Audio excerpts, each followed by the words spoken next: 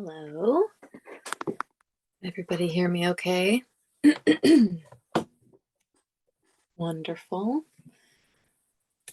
Just making sure I give enough time for people to enter the room. Some nice sunlight in your window, Abigail. It's so dark here. You don't know this, but there's a window right in front of me and it's giving no light to this situation. Yeah, I think I'm gonna move so that way I'm not staring into it, There. Yeah. I'm not sitting in the dark. Yeah, you can be however you want. I'm probably going to repeat this just to make sure everyone who comes in understands, but I'm going to be discussing a lot of things tonight, a lot of the ways that I work. I'm going to give you some options to try them out, to, on your pen and paper, or maybe computer or iPad or whatever you choose to work on. And also, for sure, options to share. And all of that is totally up to you. Um, you're welcome to be here just listening. You don't have to be on camera. I'm fairly good at just talking, so you don't even have to answer my questions. I'm sure I can carry the session just from my own extended imagination and willingness to say pretty much everything that comes to my head. But you're also invited to if you want to. So if you want to stop me for clarity at any point, I think that would be just fine. The chat is a useful place to do that as well. The thing about the chat is that it's not recorded, and people who may watch this later won't be able to see what's written in the chat. So if I'm going to address something there, I'm going to also say it out loud just to make sure that later folks can actually experience that part. So yeah, just as a heads up and a, decision making moment for you, is this is the information, this is what's going to happen. Conduct yourself as you like. So it is just like 2 minutes after the start time. I'm not going to rush or hustle into talking about this stuff. But I do want to say, if you have any comics ideas, any story ideas that exist somewhere in your mind, you might want to actually bring them forth, like recall them, or maybe you want to gather notes or something, such that when I ask you some questions relating to your own work, you have material to use for that. Yeah, I mean, it's up to you, but it is a possibility or a suggestion. Keep your ideas nearby.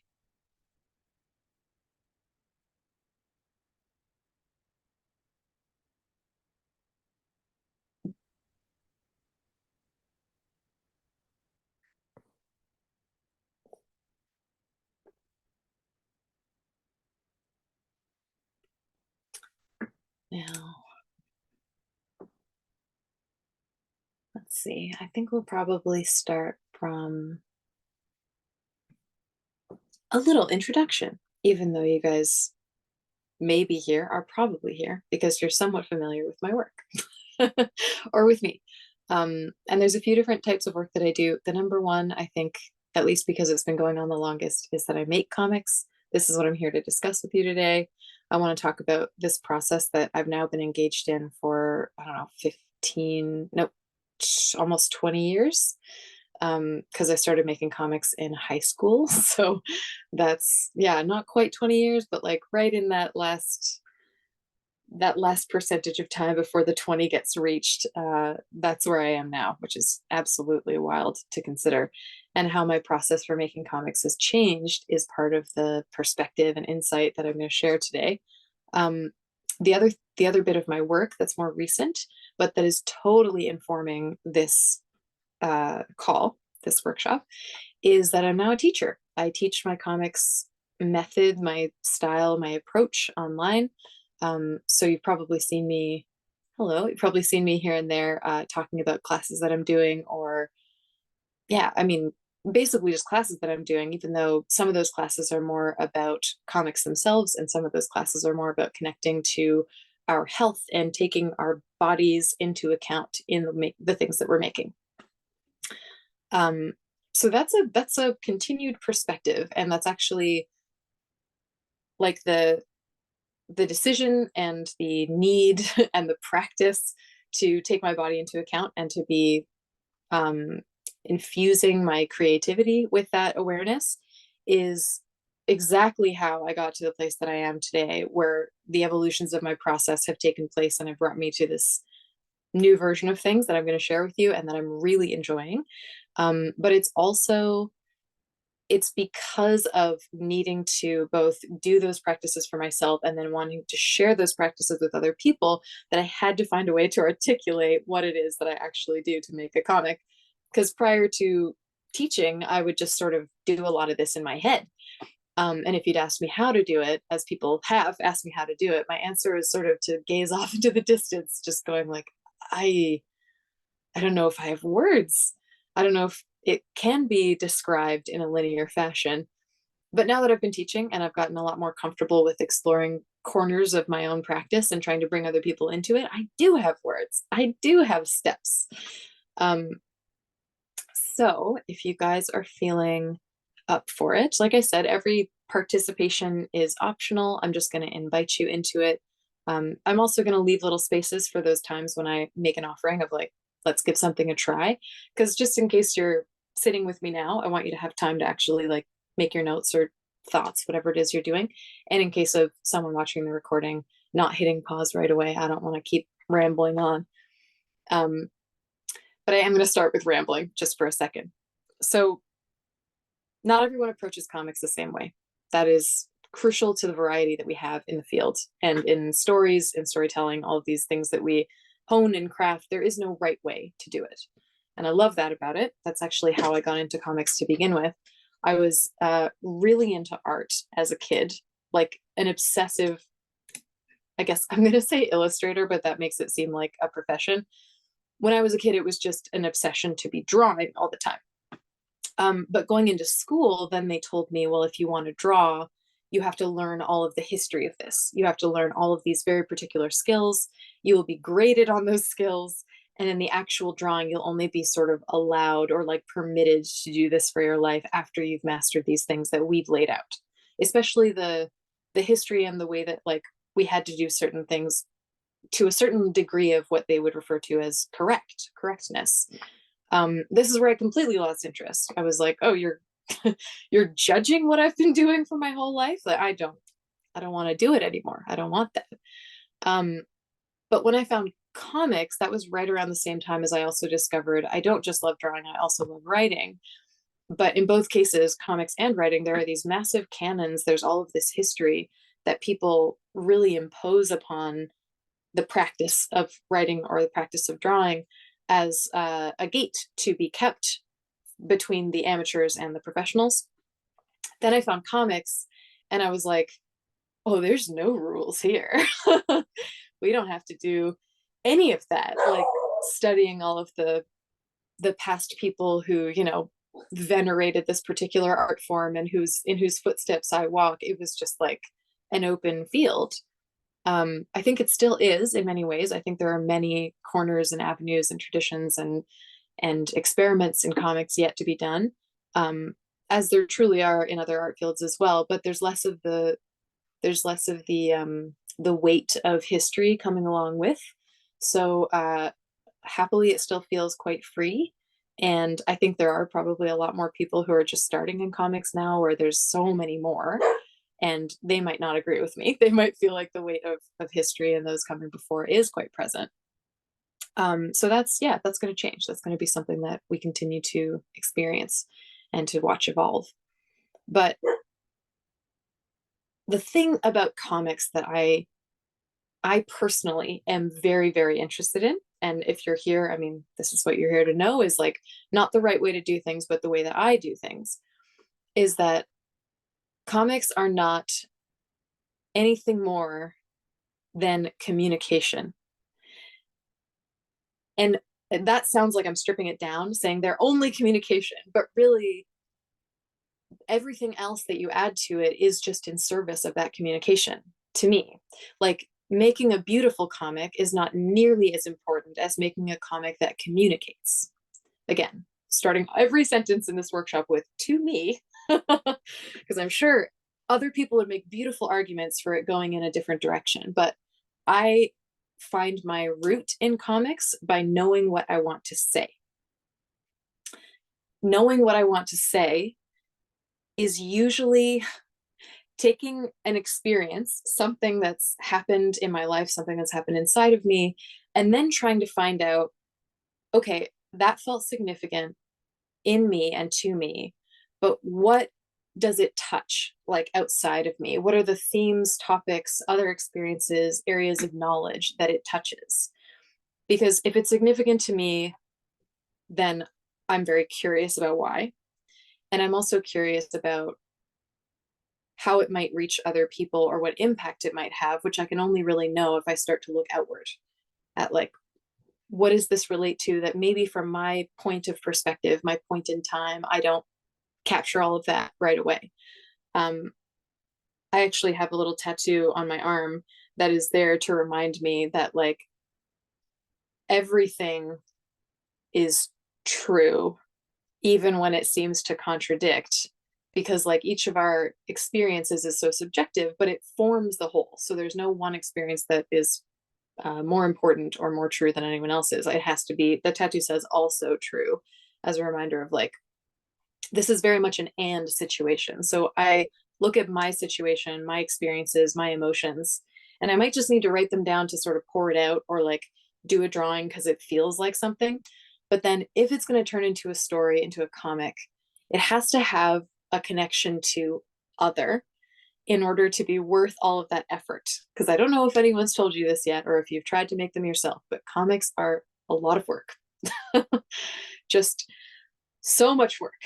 And I really like hard work. So I'm in for the hard work on it, but the hard work is only worth doing to me if I really feel like it matters, like it has some connecting capacity. And at the end of the day, I mean, I also am a person who sort of just reveres story because that's where a lot of that work happens. That's where a lot of the connection happens.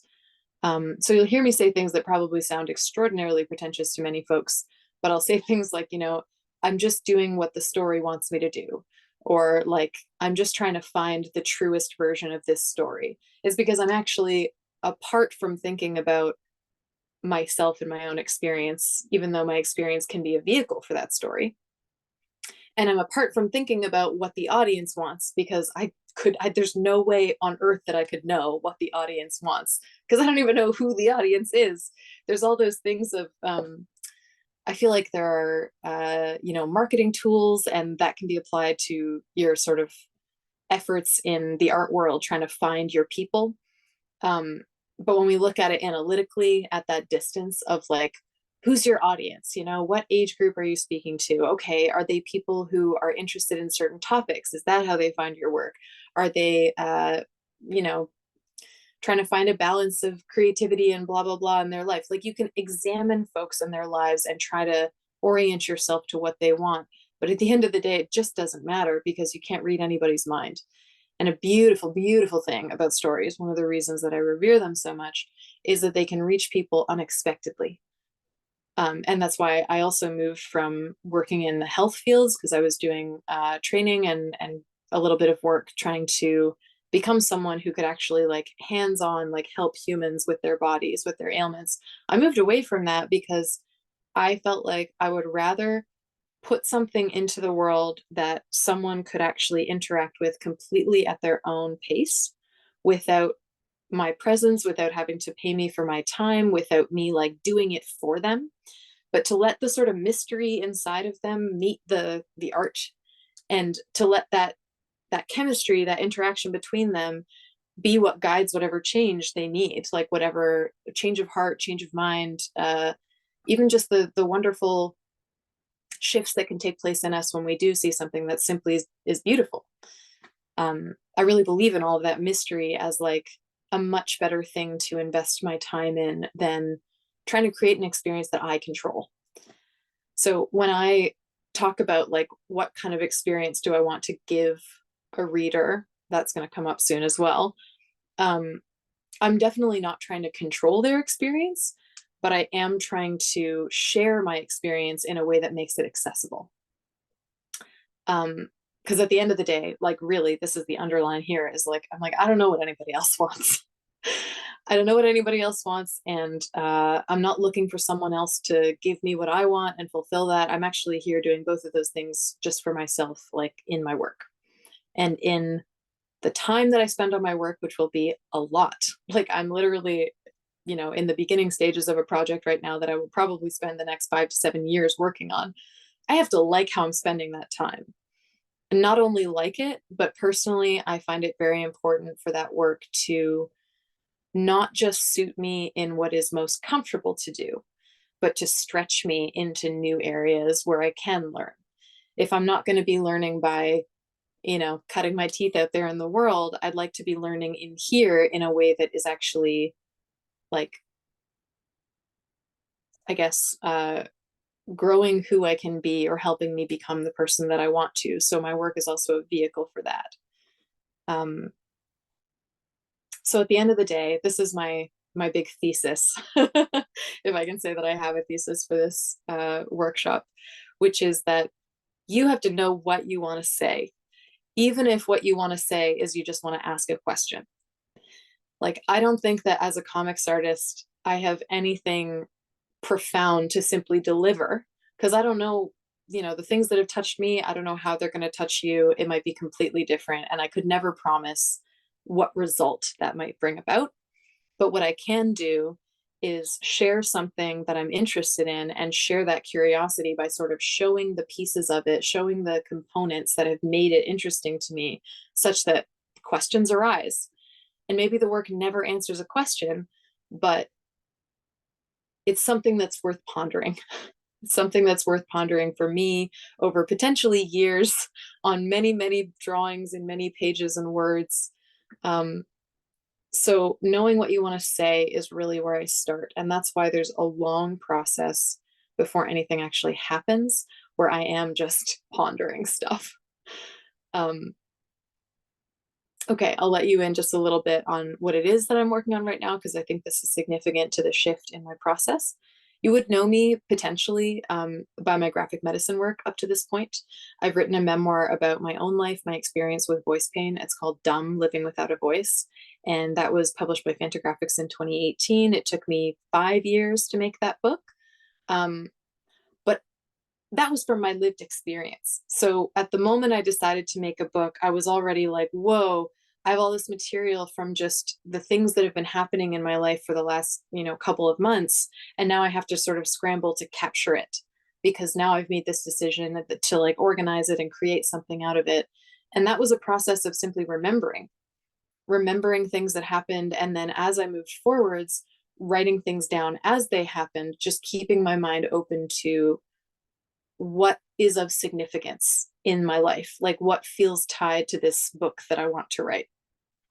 But in order to even know what's significant, I had to know, like, what am I trying to say? And I was having voice problems. So I immediately was like, okay, this is a book about voice. Sometimes people ask me how I feel about making such a personal book because book is Dumb is a memoir. So it like shares, my personal lived experience, but I actually never felt like this was a personal story. Um, I was like, this is a personal story that's just a vehicle, like a way to translate, a way to talk about and to ask questions about this phenomenon of voice. Voice in humans, voice in the world, voice as a metaphor or as a source of power, of agency. Like I was just like, this book is about voice, it's not about me. That made it a lot easier to choose which parts of my life would go onto the page and to look for, as I've continued to have experiences with the voice, to look for, well, what around me, what are the things that are happening to me that would help to sort of highlight the role of voice in our lives, potentially to pull some things out into the light that are basically ignored in the lives of people who don't have to think about their voices. That's a pleasure and a privilege to just be able to use your voice whenever you like. And now here I am not being able to. And all of these new ideas were popping up, or new problems, new situations. Um, so, in the process of looking into my memory and in the process of being present and noting things as they happened inside of me, outside of me, in social situations, just in my head. All of that was organized by simply this idea of like, I know that I want to talk about the voice. I know that I'd like to talk about it in as many different angles and variations as I can. So that's the organizing principle that I'm going to be trying to fulfill. So you might have a story in mind. This is where I'm going to ask you to, think about a story that you've considered telling in comics form, or think about even a story that you read that you really enjoyed. And we'll just take a moment here to list. I'm a huge fan of lists. You're going to see that again. To list the things that are contained or that are touched on in that story that are not the plot and the center of it, but really like an emerging theme or question or like subject in a very broad way, not subject in terms of, a life and a character, but subject like my subject for dumb was voice. Other subject could be like community or you know urban systems. They can be really broad, and in fact I think they should be, because that's how you know you're getting under the circumstances into the big stuff. So broad is good, but just looking for like if you can give yourself a little list of like, of this story of your own making that you're working out, what are the themes, what are the subjects I'm touching upon? Or if you want to just pick up a book that you love and remember the story and be like, yeah, what happened in this book, and then what are the themes I think this book was discussing. I'm just going to pause and be quiet for a minute or two so that we can think about that stuff.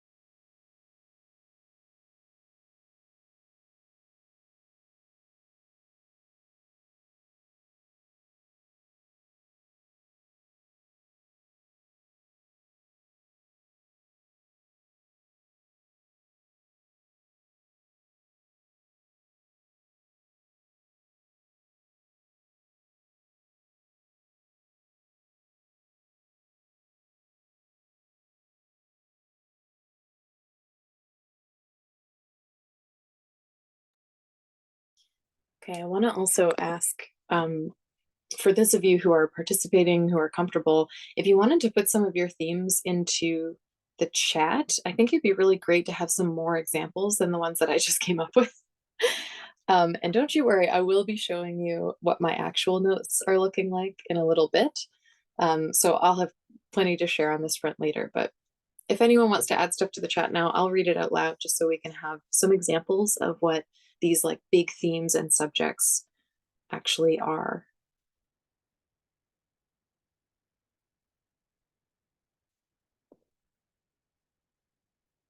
Yeah, we've got chronic illness, grief, loneliness, all huge themes, and they touch, right? Collaboration and various ways of knowing. Yeah, power and care. Again, like power, care, two very big things. They touch. It's another slightly more specific, but still like really large topic. Shame or secrets, generational trauma, embodiment, pleasure.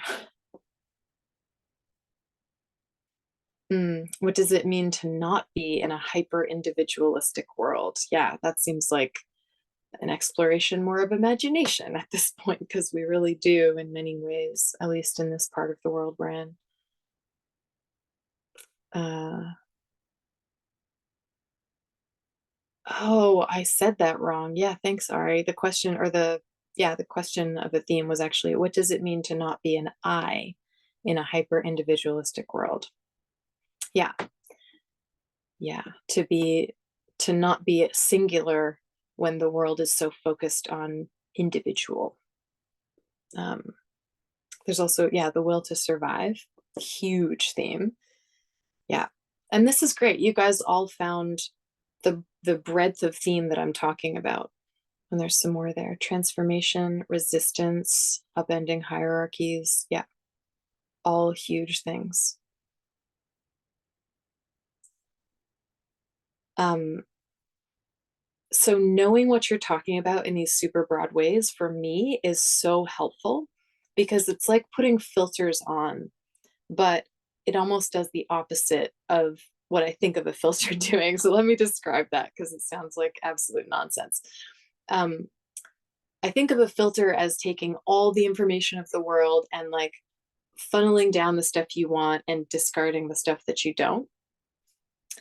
And then what I mean by it also working as the opposite of a filter is it's a bit more like, once you know what you want, then when you look around, you actually see more. You see more of what fits with that idea. And it might also be things that fit in a way that is complicating, in a way that like might subvert the idea a little bit. Because if we just make the same argument over and over again, that like there's only one perspective to take on any one of these topics. Like if I take the topic of transformation and I have a story to tell wherein transformation is happening for the better of the subjects, the better of the characters, whoever it is that I've got in the story. If I only look for things that confirm that transformation is positive, then I'm going to end up just kind of reiterating the same ideas over and over again. And so when I say, if I've now rooted that my story is not just about the transformation of this character and that being a positive thing for them, but my story is about transformation, the idea, then I can also look for things that show me other sides of transformation, other results of transformation. Let it be a little bit more complicated than just this one character's story where it goes a particular way for them. And that makes it way more interesting to me. That makes it way more whole, because I think I'm done with the hero narrative. I think that really doesn't suit me in any way. It feels boring to me at this point, and I have to just accept, yeah, if it's boring for me, then why would I write about it? Unless, here's where it might be very interesting. Unless if the hero narrative is boring for me, then do I want to just talk about heroes so that I can show that that one version of a hero narrative is boring, but there's other ideas that are connected to hero that I might want to bring in to make it more interesting. I had a teacher in my last year of high school who said that she could always identify people who would end up writing in their lives by their essays in the last year of high school. Because if she said, if they're getting bored at this point and then they start to experiment, you know that they're probably going to keep writing because they're engaging with it beyond simply what's being asked of them. Because if you're just sort of doing it to fulfill the criteria, then like, sure, you're checking that box and you're moving on. But the students who find the box checking to be boring can actually then engage their imaginations and then start pushing those boxes and start, trying things that may or may not be successful, but it's at least it's quite a lot of engagement. So boredom, which often gets, really played down as like a bad way to be, it's like boredom's like the soil that you're about to stick your hands in and feel around and find worms and find seeds and find water and find rocks. Like it's not necessarily the most fascinating thing to just, stand before a flat section of dirt, but if you want to, you can use it as an inspiration, or simply just the quiet place from which an idea can emerge. So boredom is actually super cool. Um, where was I? We were talking about big old themes. So yeah, I do this for my work. I'll like list all the themes that I want to touch upon in my story. When it was looking at it from my life, my lived perspective, those themes were pretty easy to go, okay, if I'm looking at this theme, I remember that happening. Oh, and there was another time where something similar happened, but then there was a different result. And so I'm like, yeah, all those little pieces, they're going to sort of form around this theme, and they give me a little palette to play with in terms of when do I want this part of the story to emerge? How am I going to guide people through, having one experience and then jogging them back in another direction? Because I really like all that complexity. But I also, at this point, this was the letting in that I referenced earlier, that I wanted this workshop to like let you in a little bit to what I'm working on now.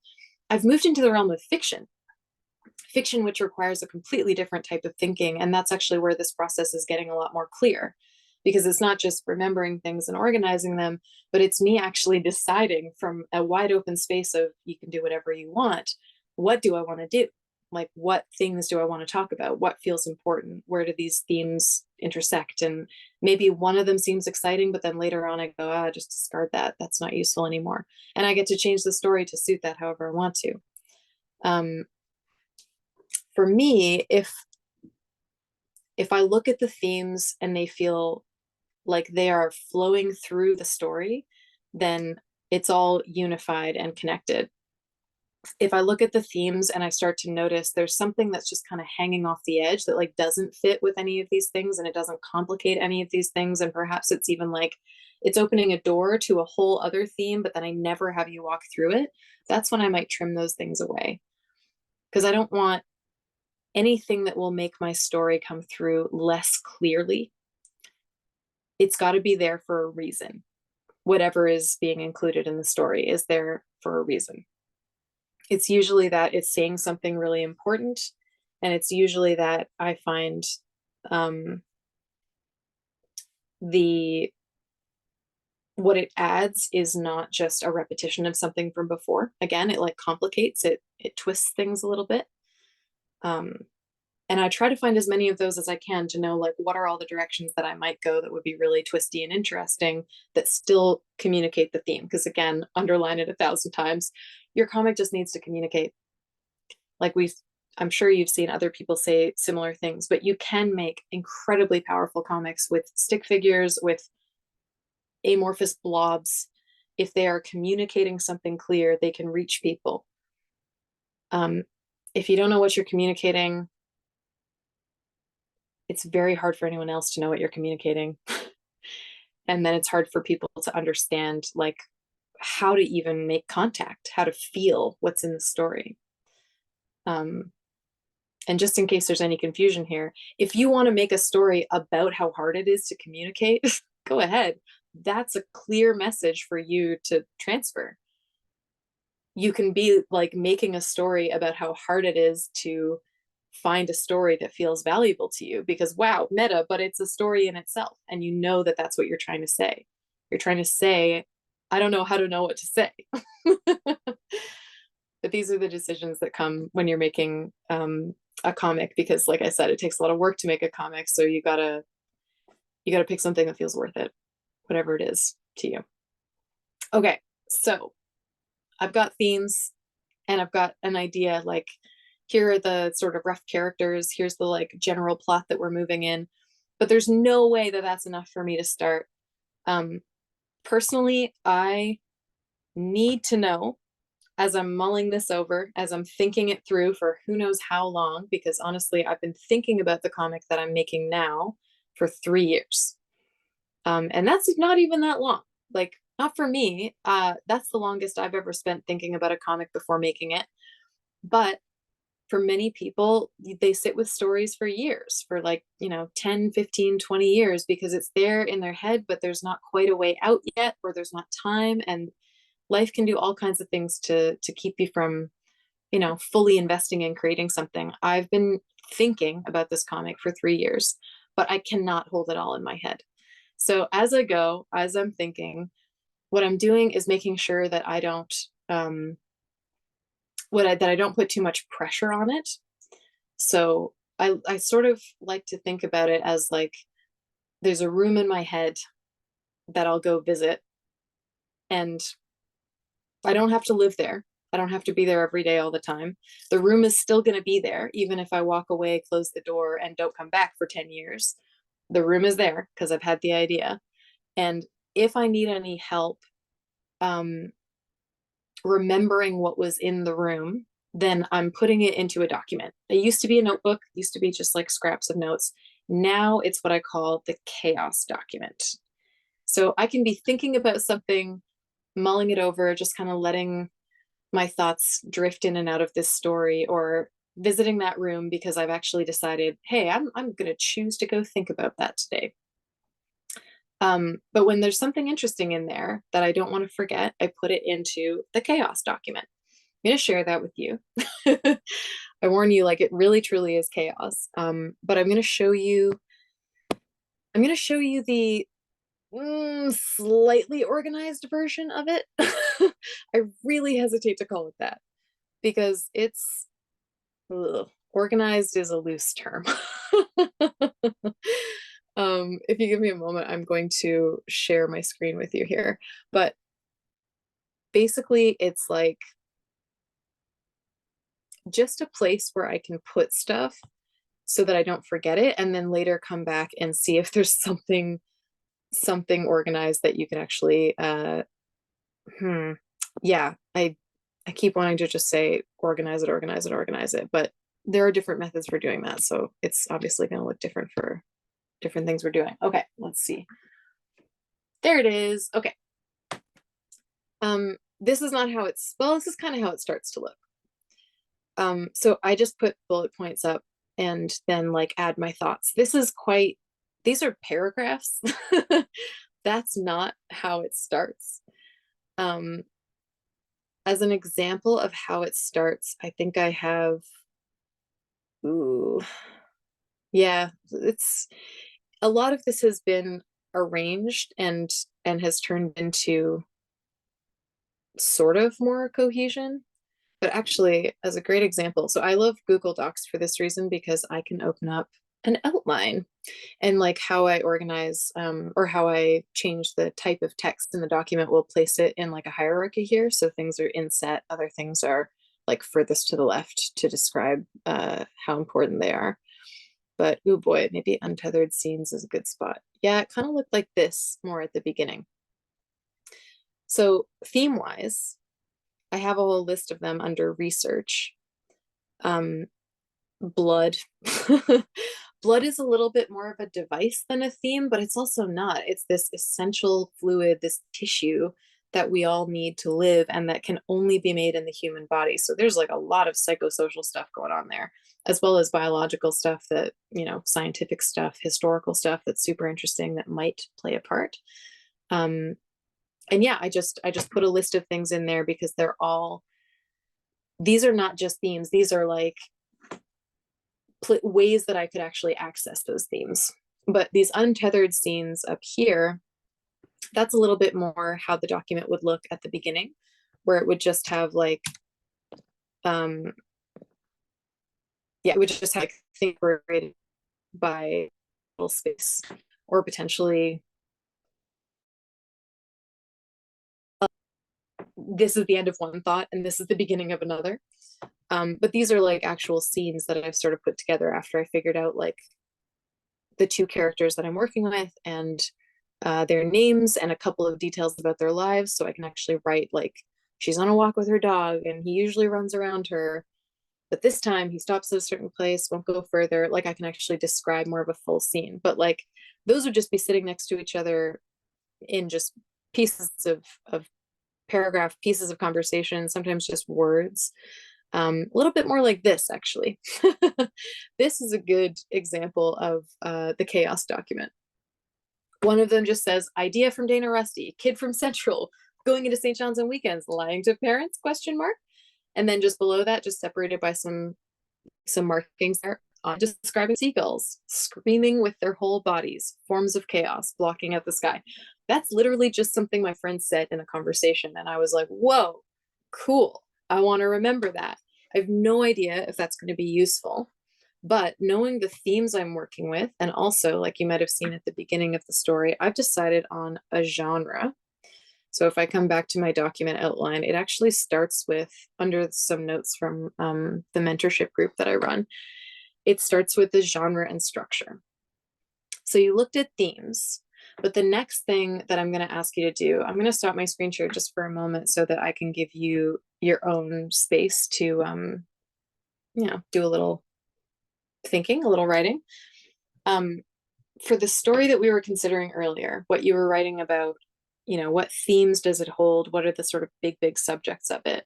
Then I would say the next thing that you want to sort of nail down, the next thing I really want to nail down is, what is the tone of this story? Like, what kind of voice am I using in the literary sense? Is this like a really upbeat, action-packed type of story that happens to deal with transformation, resistance, and generational trauma? Because yeah, hell, that can be one of those ways that like there's an expectation based on the subject matter and you can trouble it. You can make it weird. You can have a combination of a subject matter that's being told or that's being addressed in a tone that is very unexpected. And what's that going to do to how you tell the story? Super interesting. How you actually convey tone, that's going to come later, but just thinking what's the tone that I want to communicate, and like making little notes about what's that tone going to be, and then when I think about that tone in combination with the theme, like, does anything immediately come to mind? I'm just going to pause for a moment so that you can have that if you want to just contemplate, even if you wanted for yourself, just to make a list of different possible emotional tones, because you could have that list for later to refer to if you need to think about it. So I'll just be quiet for a moment.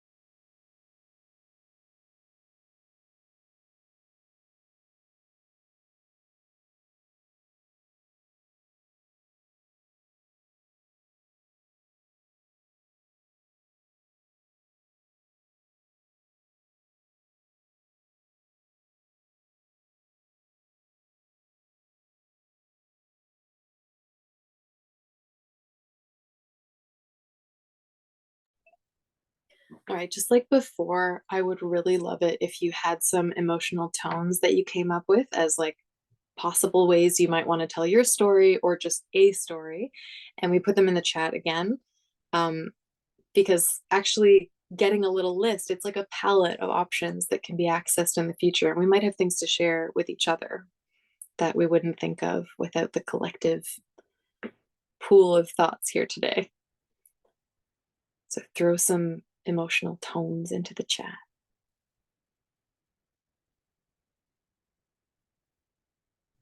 Humorous. Yeah, that's a good one.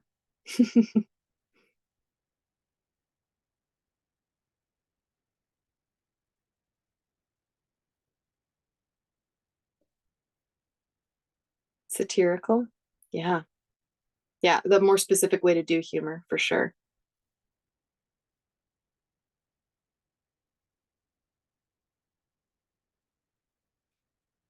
I thought of a couple here as well and surprised myself. Ooh, Abigail put loving in there. That was one that I was like, whoa, a loving tone. I also put in an affectionate tone as another way to describe that.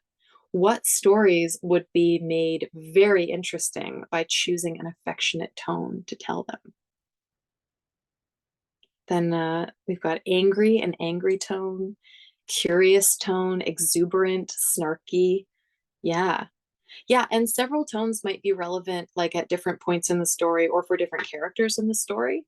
Whatever it is that you're telling doesn't necessarily have a single tone to it, but it might have sort of like one tone that might bookend it or hold everything together, and you can keep playing within that. Absolutely. And I just want you to know what they are. Like at the end of the day, there's no better tone or less suited tone. Like there are the less obvious combinations of tone and subject matter or like shifts in tone that will take place. All I want to know when I'm making a story is like, what is the tone here? An understated tone. Yeah. You can get all kinds of fascinating challenges for yourself in the work, which again, if you're bored, wonderful way to do so is just to start like mismatching things. I put a couple more tones in here, like a dark tone, a sinister tone, uh, upbeat, optimistic, somber is coming into the chat there. Some people like a really knowledgeable tone, something that is a little bit like expository. Maybe they're trying to inform you of something and making the tone. I was going to say neutral, and I'm just like, is there a neutral tone? I mean, think about it for yourself. Maybe you have a version of neutral. Everyone's going to receive it differently, but you're just knowing what you're trying to do so that you can make it unified and you can also then twist it, but on purpose when you mean to. Um, Tone relates to genre. Tone, I think, is for me, it's more broad because genre creates expectations. So tone is like a way into genre to be like, okay, what's the tone I want to write in? And then what genre might I want to use? Because then I have a little bit of a structure to play with, something I can either follow to the letter, or I can follow and then break, or I can completely inverse. Like if I'm doing a somber toned Western, there's a lot of Western stories. There's a lot of structures to look at there. What are the somber ones? What have people done with that? What are the aspects of a Western genre that would be made complicated by them being somber? What are the ones that would feel totally at home and right in that tone? Um, it's really like, and that was just one example of matching a tone to a genre. And you can do lots of research on genres. I highly recommend research in a general way. And that's going to be like I guess just a note at this point, because an hour goes by really, really quick.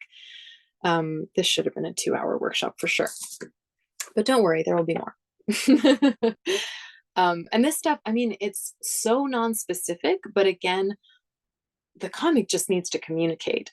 And having these things nailed down to me, it provides like a map and a guide for the decisions that I make later. One of my biggest roadblocks in a comic can be there's too much to say. There's too much. There's too many options. All the choices are mine. I could do anything. So how do I know what to do? And these are this is the map. It doesn't exclude possibilities. It just tells you whether the possibilities are aligned or askew. And then you decide, do I want them to be aligned or do I want them to be askew and why? And that gives you that communication and clarity. That's like, again, to me, the most important thing. Um, so yeah, these are things that you might be contemplating. These are lists that are really good to make, to reflect upon. Wonderful. And at the end of the day, the material is what's going to actually like okay, look this up. So I'm bringing you back my insane chaos document because the version of it that I'm showing you is still chaotic, but it's like more organized. And I want to just show you what that organization looks like because I did mention, like, I think about the comic, or I'm thinking about this comic that I'm making right now for literally years before I'm actually in a position to like mold it into a story. But the organization so far has actually put all of that stuff down here. Okay, so I'm going to bring you to this top section in the outline here. I want to be not doing that anymore. Okay, great. So I also just have a place to put words that feel associated with the tone of the story that I'm telling. This story that I'm writing right now is a philosophical lesbian werewolf horror story. So, with those things in mind, I was like, what are the words, the single words that feel related to this? And I've got to put them in all caps. Because to me that means that they're standing alone. If all of these were in small cap, or what's it called, non-capital letters, whatever that is, I'm thinking of the French word that's just going to confuse people, but if all of these are lowercase, there it is.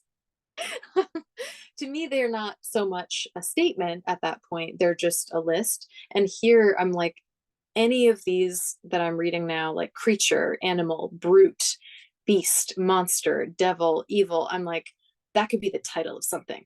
I don't know if it will be, but it's holding that kind of power for me because I'm giving it this like all cast space.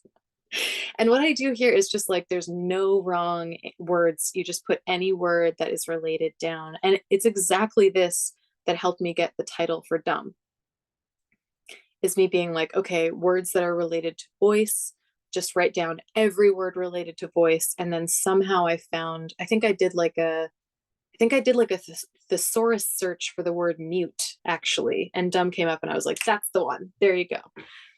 So just words. Like I need to throw those in a document to have, again, like kind of a palette to work from in that tone area. And I keep going. There's a long, long, long, long list of words here. Gut, maw, jaw, gnaw, gnash. Like I said, it just goes on. Like there's no need to trim words before they're on the page. So I just throw it all down.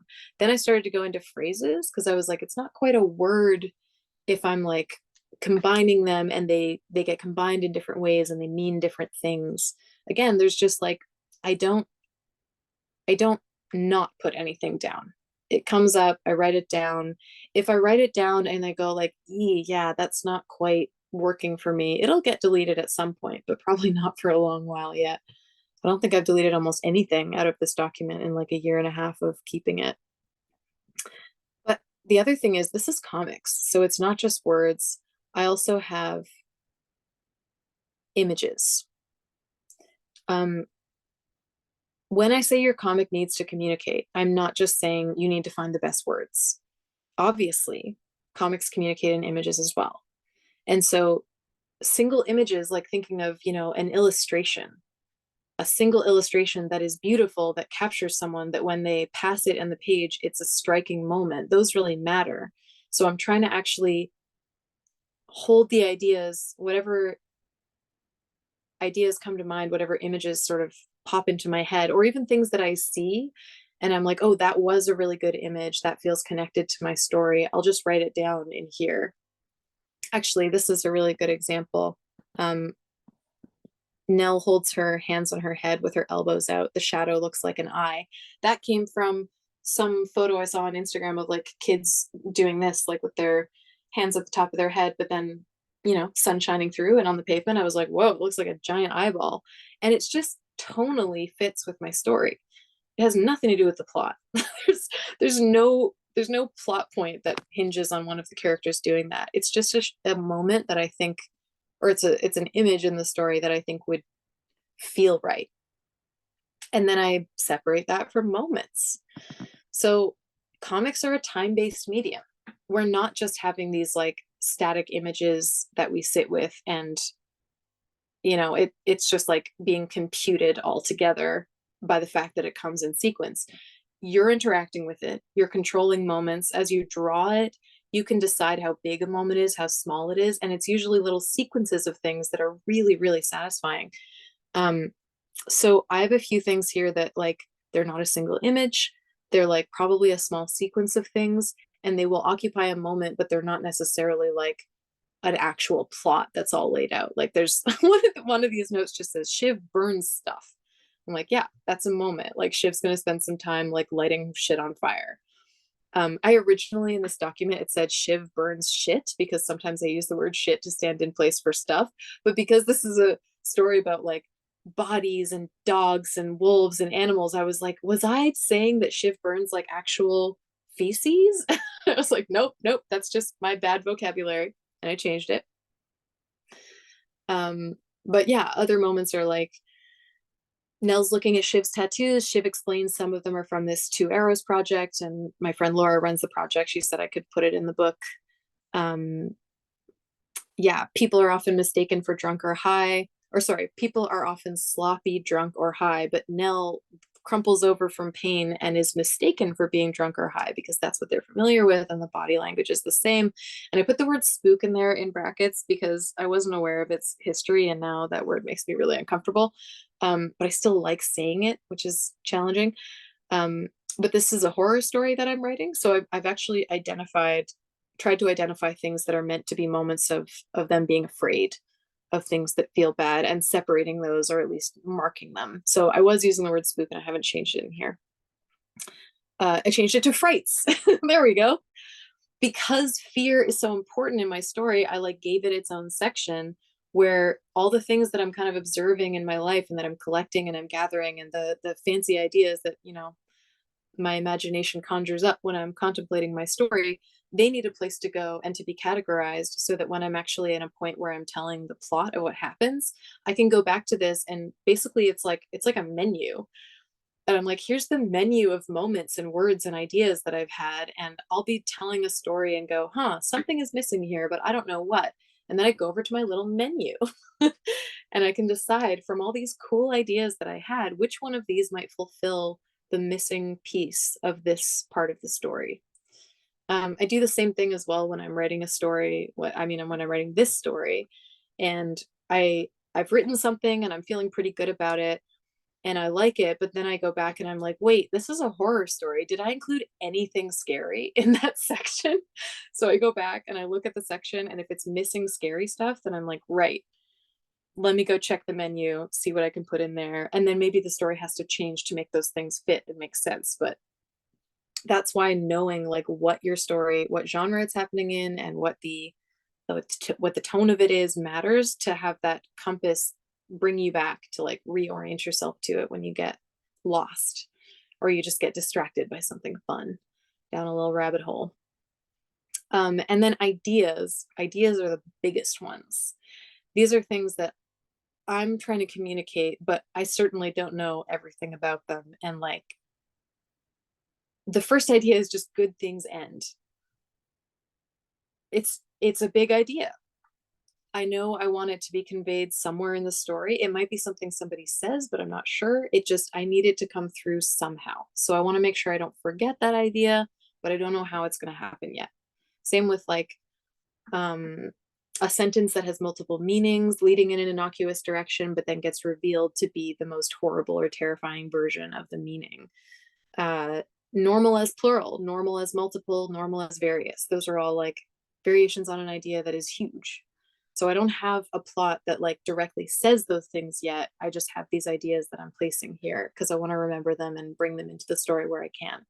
And this is huge. I like look at my ideas section is bigger than every other section. I put a context section in here because I'm placing my story in Newfoundland, and for me the land and where I am matters a lot. And it's not just the land itself, which I'm going to be drawing, it's also our relationships to it, the things that have happened here before I got here, different aspects of the culture that might not be a part of what I encounter or bring myself into that I just want to become aware of. So I'm taking little notes. Like one here that I have a lot of exclamation points in says malapropisms, because they're so common in Newfoundland. So I need to write down all the malapropisms that I hear to make it feel authentic for me to this place. And then I've got my cast of characters. I've got conflicts. This is me writing out the conflicts between the two characters who are primary in the story. And that's a lot more specific. So I'm going to actually, I want to move away from here because I think, actually, no, I got to show you this stuff. Actions and events. That one is huge because this is where I'm putting any idea that I think might happen in the plot without actually knowing whether or not it does happen yet. I'm just trying to put things forth that I don't know, it could work. Haven't figured it out yet. I don't want to forget it.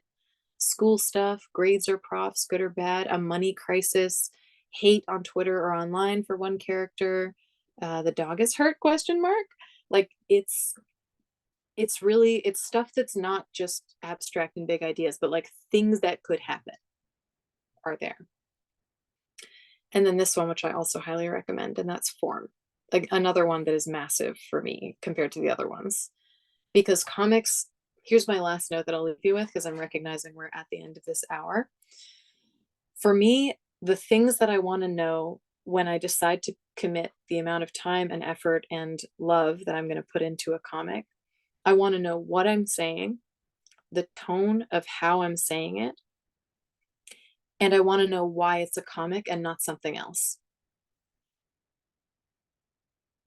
So that's where I go is why is this a comic and not like a song or a short story in prose form? Why is this not poetry? It could be anything, but I want to know why. And usually it's somewhere between the images that I'm going to put into the story, somewhere between um, the images and the words, and then probably do I want someone to hold this in their hands? Because if it's going to be a song, it can't be held. So I need to think about that. How much is holding this thing in my hands going to be satisfying to me or a true version of telling this story? Also, because I'm insane, I am only interested in making comics that seem impossible to make. um, I mean, I wrote a whole book called Dumb that was trying to talk to you about voice, and you can't see voice. So I was like, "Yup, I gotta draw it. I gotta draw that." That's why that was my hook of like I have to do that. And there's something we passed in my chaos document about this story that I am just this is gonna be what both keeps me up at night and also what I won't ever be fully satisfied with. So it's like a constant source of fuel. And that is the idea. I'm trying to convey fear on a spectrum the same way that sound waves exist on a spectrum. And how to visualize a spectrum of sound that I'm also translating into an emotion of fear feels literally impossible, which is exactly why I want to do it. And I don't think I could do it anywhere else because I know how people do that in the movie world. I know how they do it in the sound world. I know how I could do it in writing, but I do not know how to do it in images. And that's why I want to do it. And at the beginning of this talk, I was explaining that the amount of work that goes into a comic means that you spend an enormous amount of time with it before anyone sees the final thing. And I want to enjoy all the time that I spend with it. I also don't want to just be seated in a little pocket of comfort where the world doesn't touch me and I never grow and learn. So, this is how I get really invested in growing and learning, and how spending all this time alone in my ideas and in my world can actually be a transformative process. Is that I look at something that looks impossible and go, I can figure that out. I'm going to try. And it's obviously fascinating to me. That's how it's going to keep my attention for this whole period of time. But that's where the form of comics really gets addressed. And that was that last section that I gave you a window into in my document. So we don't have time here in the session for another, sitting quietly. I'm already taking up more of your time than I said I would, and I'm actually happy to. And I will stick around for questions and be happy to keep the recording going to make sure that those things get included. But the last thing that I wanted to share with you is that if you're looking for that same idea of like a menu of things that you could do, connecting form to those themes and to the tone and to the actions and maybe to the words that you've brought up, that's where it becomes a really interesting comic to me. Like I had a section of Dumb where I was trying to show just the mess and the compression of my world. And I decided that the best way to do that was to take away the really clean lines of the panels and to thicken them and have them be multiple lines and have them be scratchy and to have the thickness of the board actually interfere with the art in the center of the panel. I mean, I don't know how people experience that, but to me, it felt true to what I was trying to say. So, a way to have like that idea on a list would be literally just to write down, okay, what are the emotions that I'm conveying for this part of the story?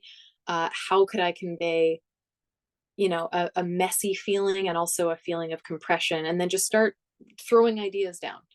And you never know if later, when you're trying to solve a problem in the story or when you're trying to find a way to convey these things, you'll go back and you'll look at this, you'll have this, like, again, the menu of like all the ideas I ever had about conveying this thing. And one of them might just perfectly fit with the story that you're telling.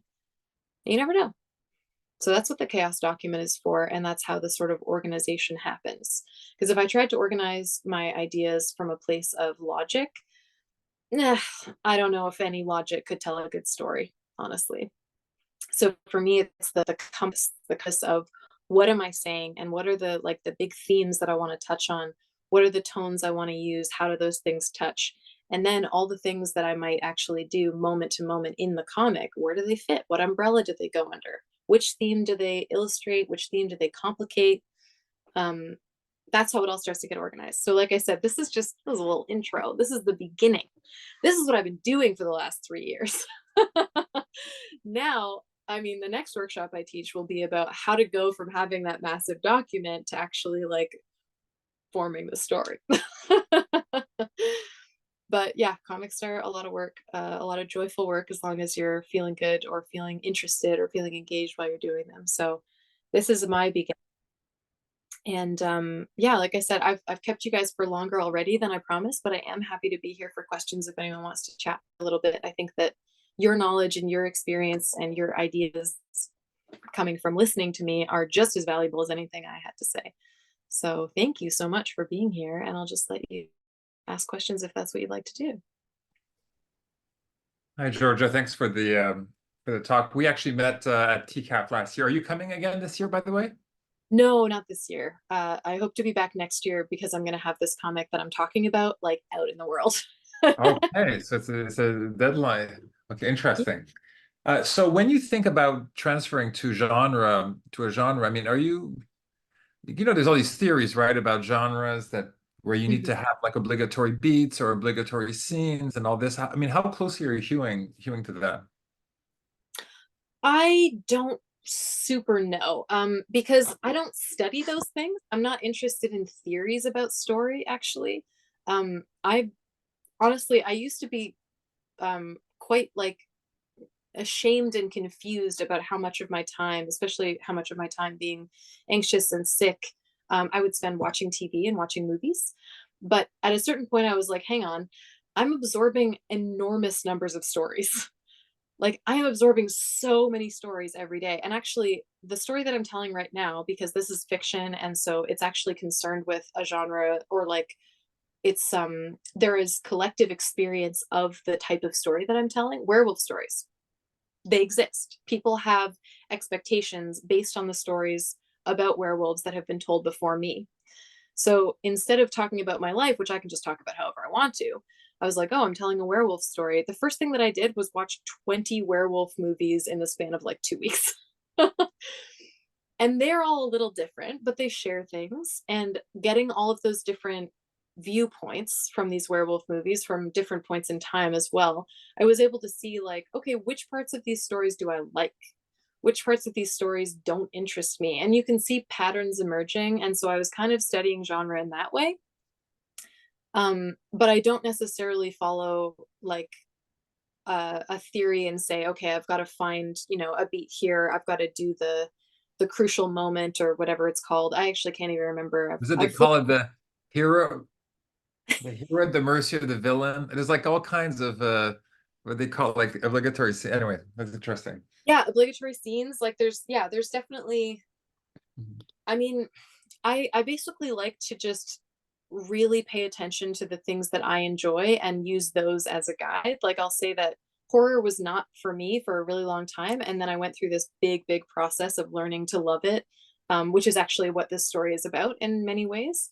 And I listen to this podcast that I adore that is so extensive and talks about so many different aspects of horror, that when they had like question and answers like behind the scenes, I would really listen to the things that they would say about how they decided on what to do in their stories, because I was like, I liked what I experienced. I liked the results. So now I'll take your advice.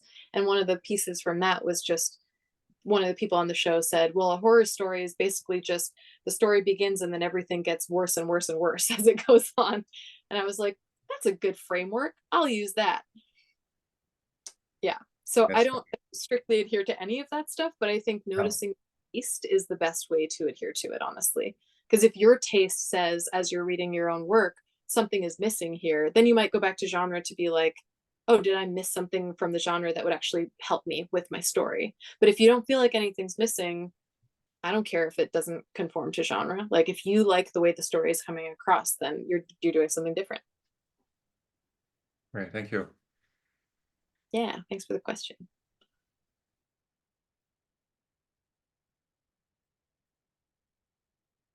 Any other? Oh, there's something in the chat from Jeff. Been growing away from traditional method to the point I think it's incorrect for autobio to do a traditional method thing. Yeah, possibly. I mean, I don't really think anything is incorrect, but it's really nice to get in autobio to get like a personal perspective, which might not follow the scripts, you know. I feel like Dr. Frankenstein or Oppenheimer attending Bohr's lecture. Excited to find a colleague on the same bent. Wow. Yeah, to be compared to Boris for just a quick sec there is insane. But yeah, it's nice to connect to folks in this time of like, all the rules can change. All the rules are changing. So you never know like who you're aligned with and who you're not.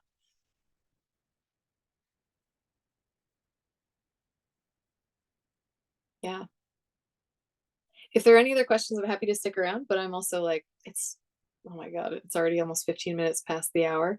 And there will be more because I'm just really enjoying like nailing down what it is that I do. And we didn't even get to the part today that is what I really believe is my own like creation in terms of process. So I'm going to have to do another one of these workshops very soon. Yeah. The next part is fun. The next part's very weird.